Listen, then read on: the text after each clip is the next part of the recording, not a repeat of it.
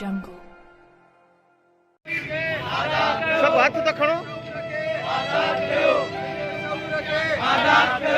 अब ज़िले ओभर तरफ़ां सचल ॻोठ में शारफ जतोई ऐं सैयद मसूद शाह शौकत मंखन समेत कंबे गुम कयल क़ौमी कारकुननि जी आज़ादी लाइ सचल ॻोठ में एहतजाजी रैली कढी वई।